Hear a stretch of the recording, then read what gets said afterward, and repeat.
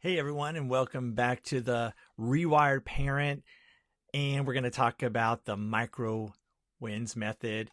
And we've been talking about some big challenges that can be met with small, manageable victories. And so I just want to say thank you for this. And if you're able to hear this, then you are a subscriber to Rewire the Response on Substack. So that is so awesome. And so again, we talk about this month video games, your teenager, and the major friction that's happening in so many of your households. That moment, dinner's ready or homework needs to be done or it's bedtime and your child and maybe even your partner or roommate is completely absorbed in that video game. And you say, hey, it's time to get off. And the response you get is the typical, oh, in a minute, or I can't, I'm in the middle of a game, or I'm in the middle of a match. And before you know it, tension escalates, voices start raising, and what should have been a simple transition becomes World War III in your living room or in your home. And I know how exhausting, how frustrating it feels, and you truly do feel like you're in a battle that you will never win. But what if we could make a slight rewire, a way to approach this so we can end the gaming system peacefully, respectfully, and in just hopefully a few minutes. And so what we're talking about today, call it the power down protocol. So 5-minute strategy or so, built on two key pillars. One is empathy. The other is good old psychology. We're not going to operate on demands or threats. So just stick with me for a moment. Now, again, we have to understand the why, that direct command to turn it off now. Why does it fail so spectacularly? Well, it's not just because your kid is being defiant. It's because there are also some powerful psychological forces at play. Let's talk about this. First, there's the flow state. So when a person is deep in a game, they're not just playing, they're in this state of intense focus and immersion, and we call that flow. And their brain is using all of its parts, firing on all cylinders, solving problems, needing to react, hand-eye coordination in milliseconds. And so think about it, ripping them out of that state with a sudden demand is like waking somebody up by throwing a bucket of cold ice water on them, right? It's going to be jarring, disorienting, and you're going to get a hostile reaction.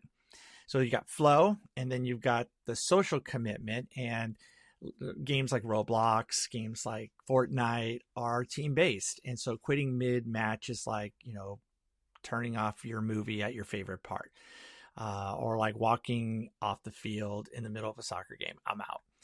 They're letting real people down, their friends, their teammates. And so the social stakes feel incredibly high to them, even if we on the outside don't get it.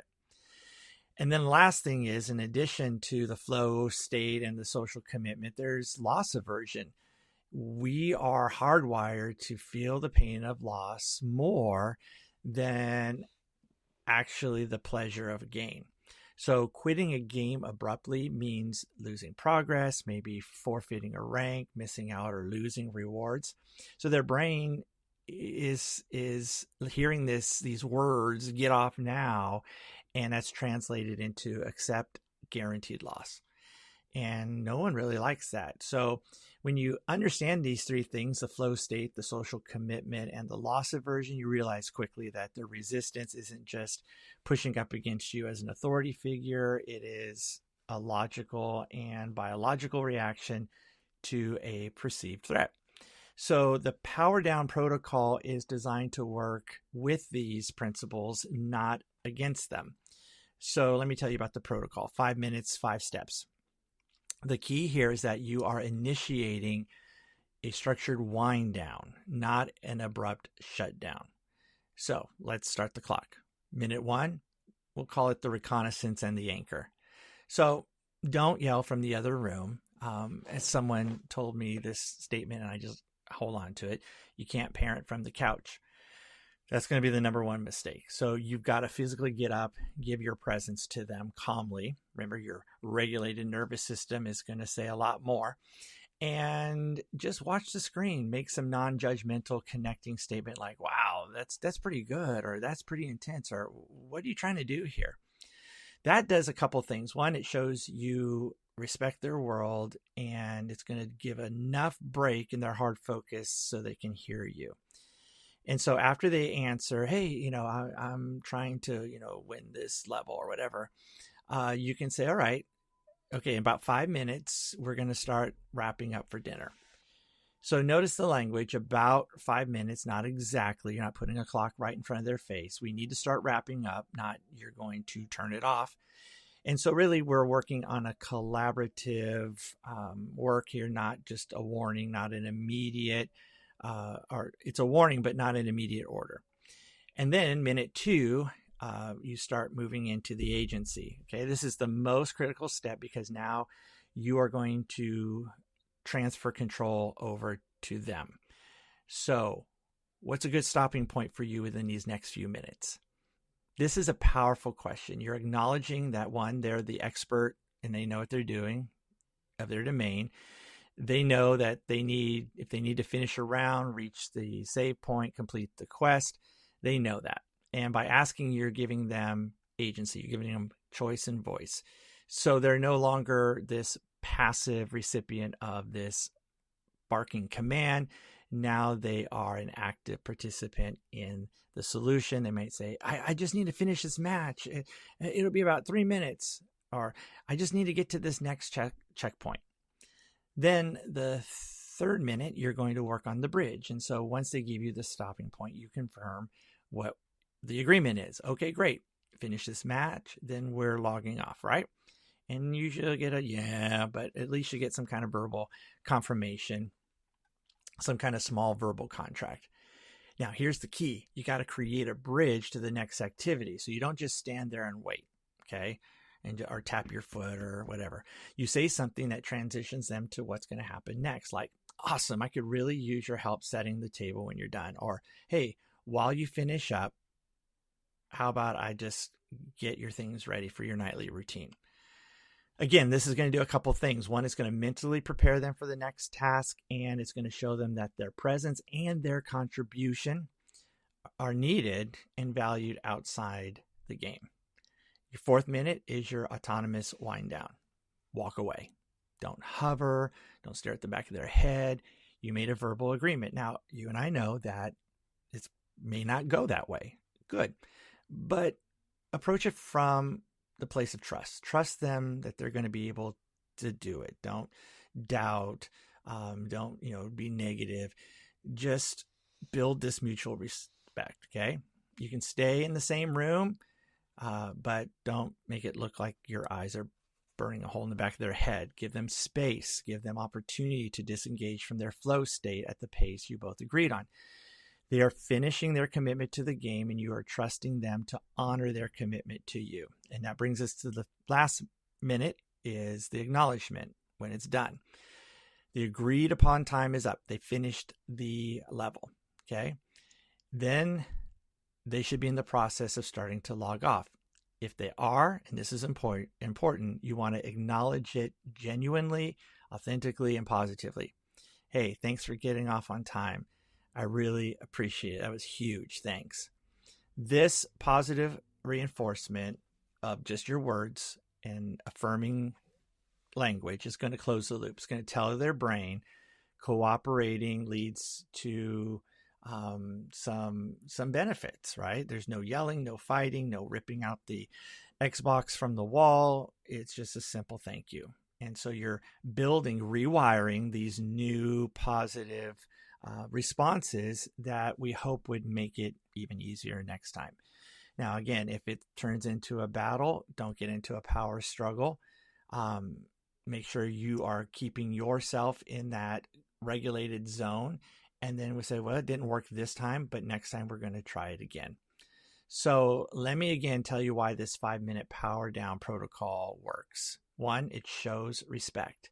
So you are entering and become part of their world instead of just shouting from outside it.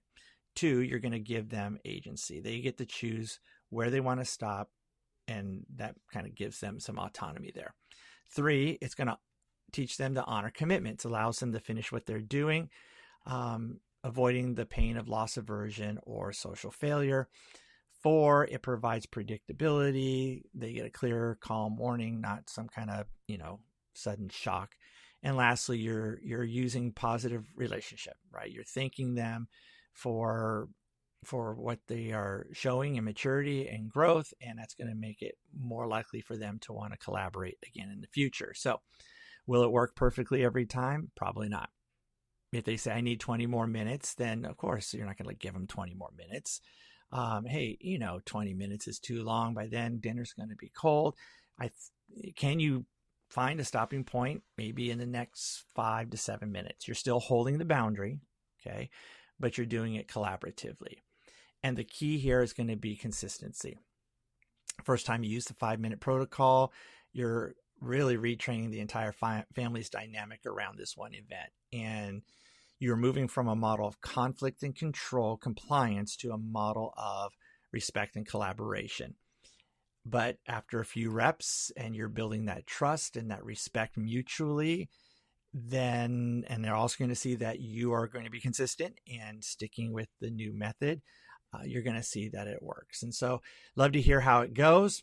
Remember, it's just those 5 minutes there where you are going to anchor, you're going to, we say negotiate, but you're going to just collaborate, come up with the time, you're going to confirm and bridge, you're going to trust the process for that autonomous wind down, and then you're going to see it happen and acknowledge and affirm.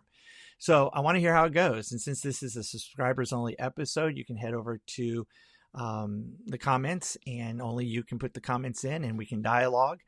And the link, to my website is drdavidapalmer.com. If you want some more ideas, or you can email me there as well at david@drdavidapalmer.com. Tell me, what's your experience? What worked? What challenges did you face? Let's talk about it, because this is the kind of practical, real world strategy that we love to explore here on the Rewired Parent, and it's all possible because of you. And so next week, we're going to be back with a public episode, a free episode that's going to have an incredible interview with someone that you won't want to miss, Davina Hain, who's going to talk to us about anger and parenting, and it's going to radically change your life. And still then, remember, we're here to stop fighting the fire, to understand the spark. And so until next time, keep on rewiring.